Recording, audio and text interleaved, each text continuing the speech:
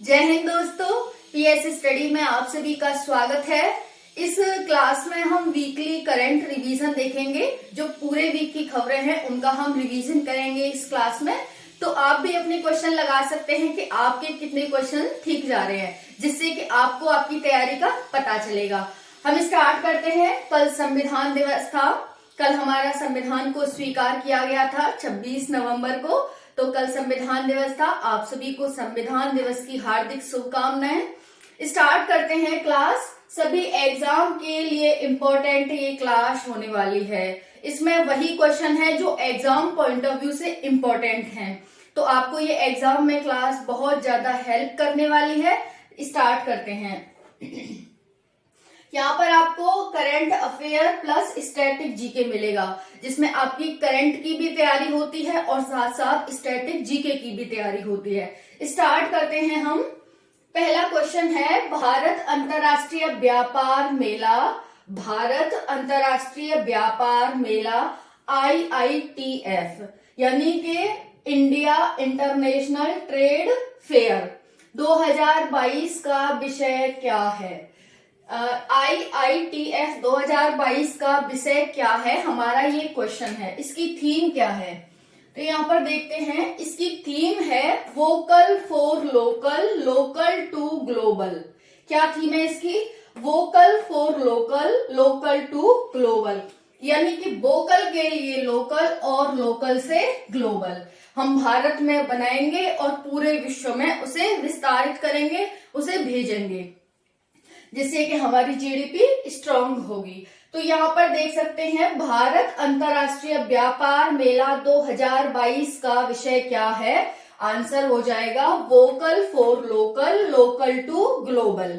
यहाँ पर देख सकते हैं इसका कौन सा संस्करण था। भारतीय अंतर्राष्ट्रीय व्यापार मेला का कौन सा संस्करण था?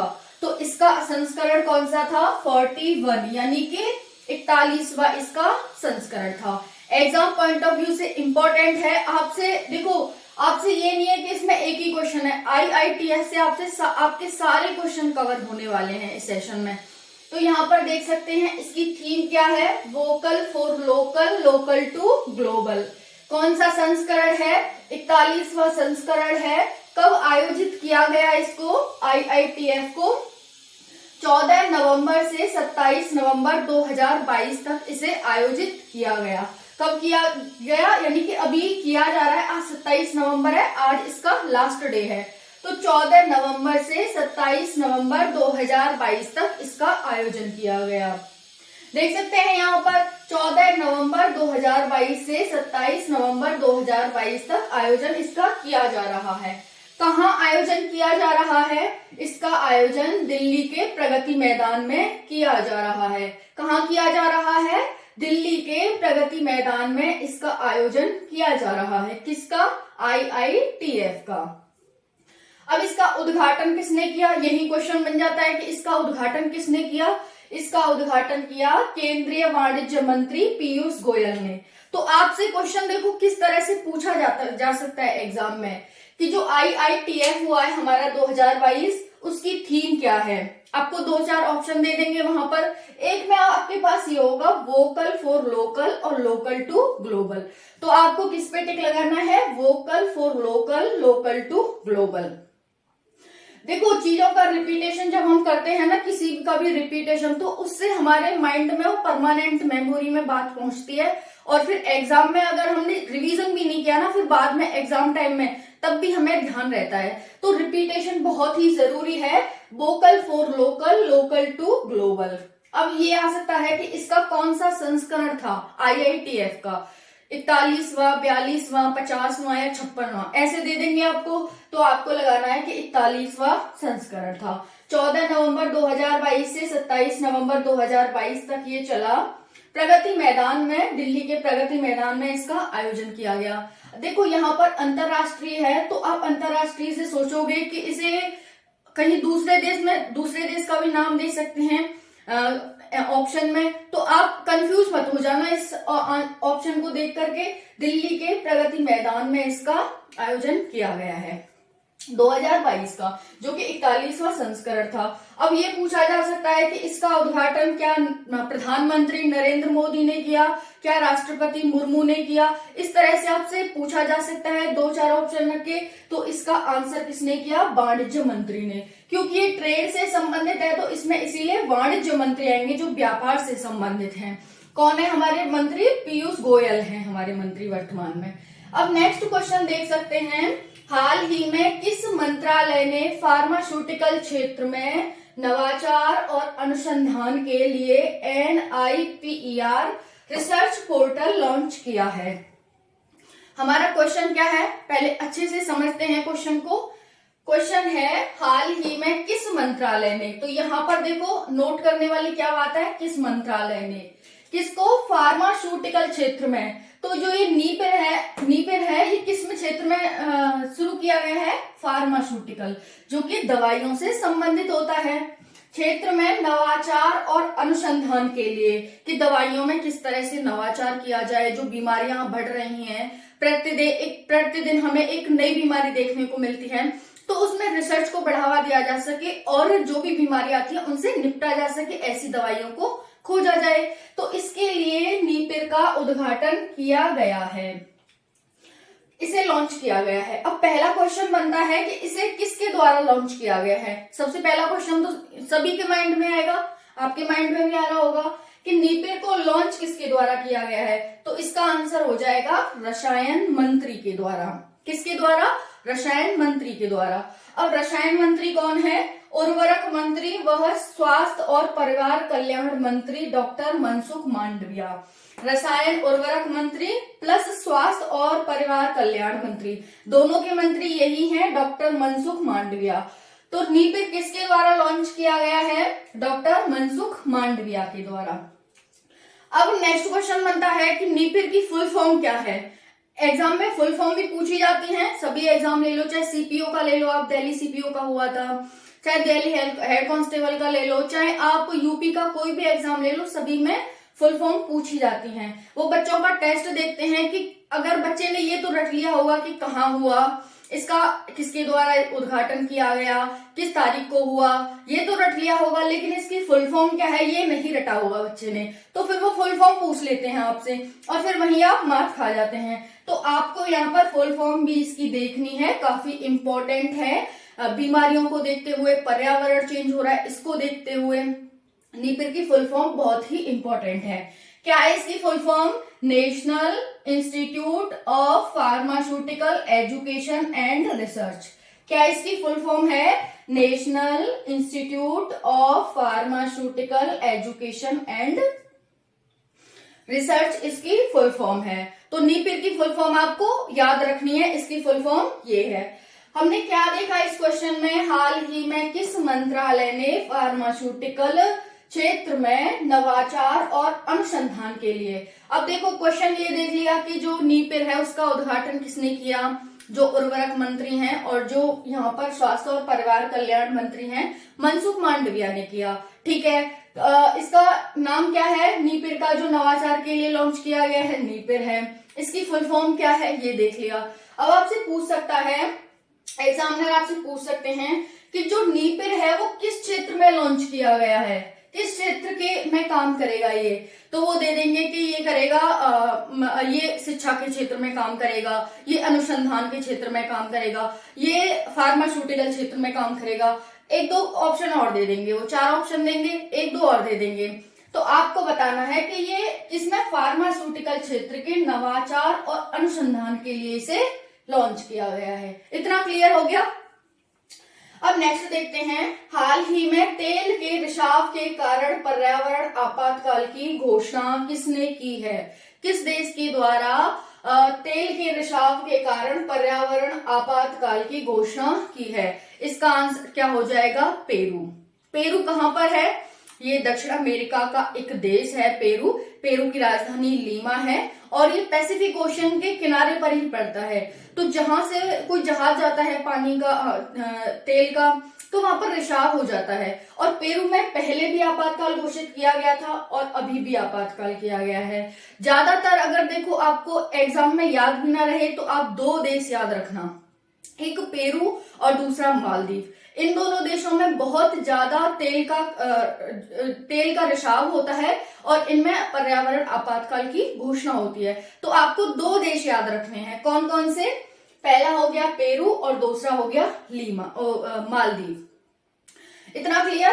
अब नेक्स्ट देखते हैं, हाल ही में किस इंस्टीट्यूट के शोधकर्ताओं ने मुंह के कैंसर का पता लगाने के लिए नई तकनीक खोजी है? हाल ही में किस इंस्टीट्यूट ने, यहां पर आपसे इंस्टीट्यूट का नाम पूछा है कि किस इंस्टीट्यूट ने के शोधकर्ताओं ने मुंह के कैंसर का पता लगाने के लिए नई तकनीक खोजी है।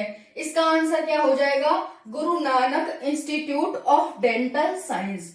गुरु Nanak institute of dental science के द्वारा मुंह के कैंसर का पता लगाने के लिए एक नई तकनीक खोजी है। कहां पर स्थित है? अब आपसे या तो ये पूछ लेगा एग्जामिनर कि इस मुंह के जो कैंसर का पता लगाने के लिए एक नई तकनीक खोजी है, वो किसने खोजी है?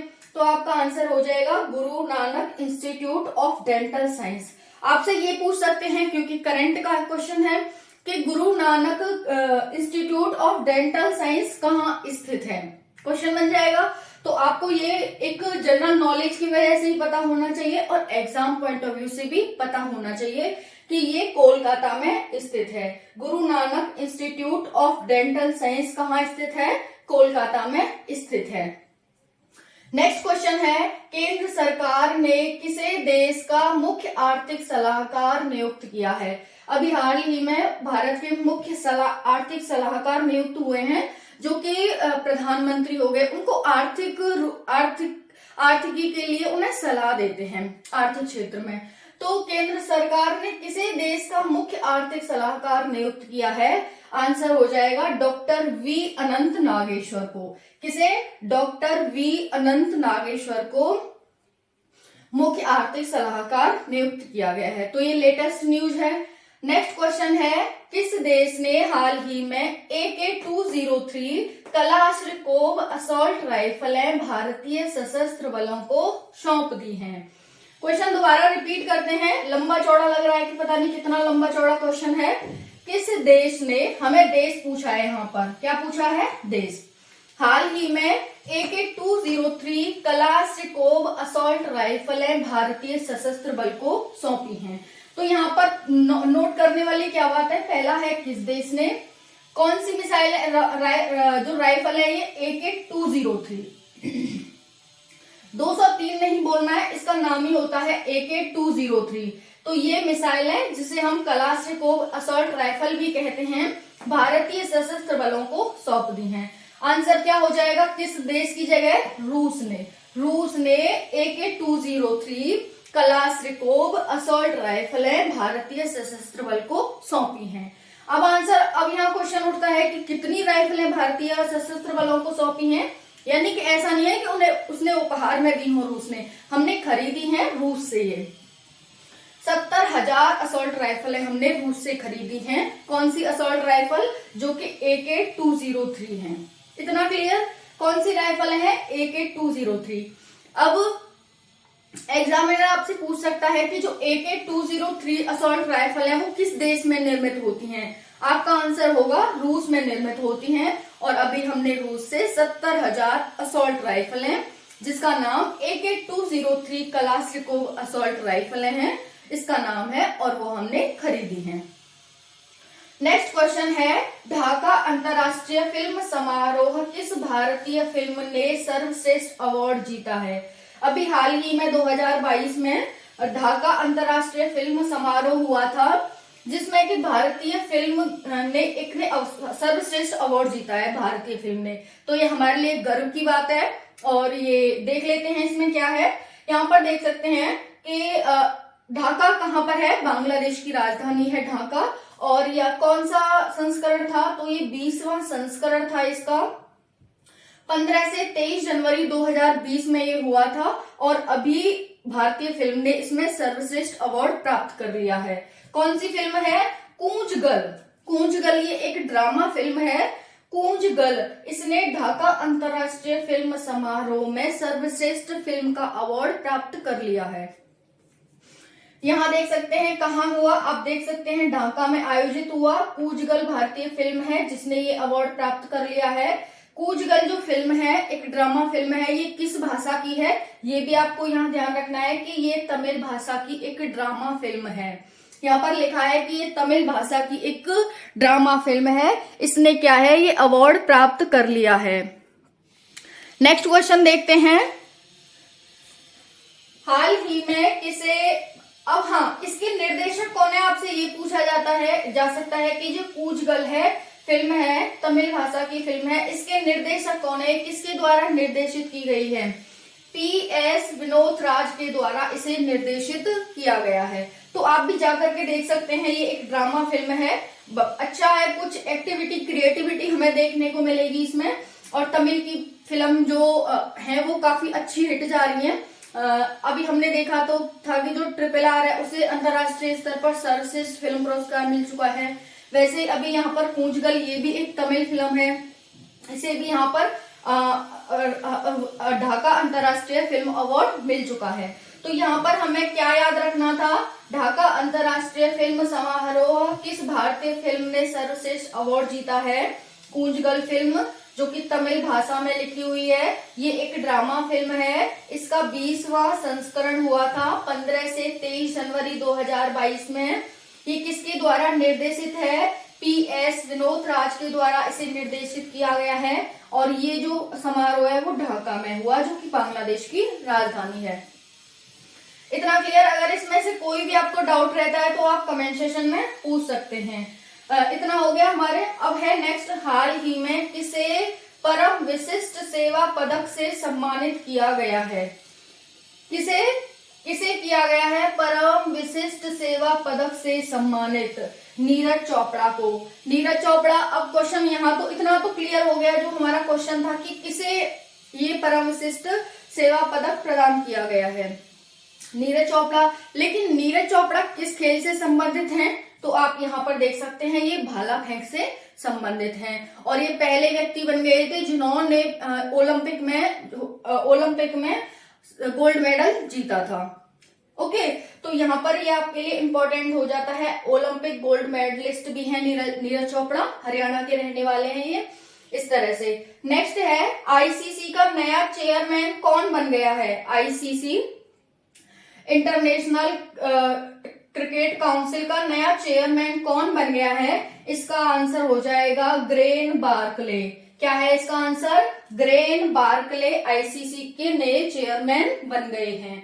नेक्स्ट है, कौन सी ब्रांड 2022 में भी मूल्यवान ब्रांड बनी रही। आपका आंसर, सबका आंसर होगा एप्पल। तो एप्पल ही इसका आंसर है, यानी कि जो एप्पल कंपनी है वो 2022 में भी उसने मूल्यवान ब्रांड का खिताब बनाए रखा है अपना। अब इधर देख सकते हैं एक और क्वेश्चन है, हाल ही में किस अभ्यारण्य को राजस्थान का चौथा अभ्यारण्य घोषित किया है।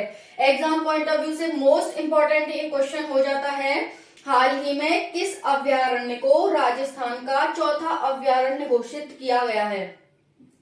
इससे आपको एक यहाँ पर समझ में आ रहा होगा कि पहले राजस्थान में 3 अभ्यारण्य थे और अब चौथा अभ्यारण्य रामगढ़ विषधारी वन्यजीव अभ्यारण्य हो गया है। क्या हो गया है, रामगढ़ विषधारी वन्यजीव अभ्यारण्य चौथा अभ्यारण्य हो गया है राजस्थान का। पहले 3 अभ्यारण्य रणथंभौर, केवलादेव और मुकुंदरा हिल्स, यहाँ पर पहले 3 अभ्यारण्य ये थे और रामगढ़ विषधारी वन्यजीव अभ्यारण्य यहाँ पर चौथा अभ्यारण्य बन गया है। एक और बार देख लेते हैं, कौन सा चौथा अभ्यारण्य बन गया है राजस्थान का, आंसर हो जाएगा रामगढ़ विषधारी वन्यजीव अभ्यारण्य। रणथंभौर, केवलादेव, मुकुंदरा पहले से यहाँ पर एग्जिस्ट करते हैं और ये चौथा है। रणथंभौर कहाँ पर है, सवाई माधोपुर में, केवलादेव भरतपुर में और मुकुंदरा कोटा झालावाड़ में स्थित है। आपसे क्वेश्चन ये भी पूछा जा सकता है कि रणथंभौर जो वन्यजीव अभ्यारण्य है वो कहाँ, किस क्षेत्र में स्थित है राजस्थान के, आंसर हो जाएगा सवाई माधोपुर में। और राजस्थान के एग्जाम पॉइंट ऑफ व्यू से ये बहुत ही इंपॉर्टेंट क्वेश्चन है, जो भी राजस्थान में एग्जाम होते हैं, बाकी के लिए तो है लेकिन राजस्थान के लिए मोस्ट इंपॉर्टेंट क्वेश्चन है। रामगढ़ विस्तारी वन्यजीव अभयारण्य राजस्थान का चौथा अभयारण्य बन गया है। पहले 3 रणथंभौर, केवलादेव और मुकुंदरा यहाँ पर थे।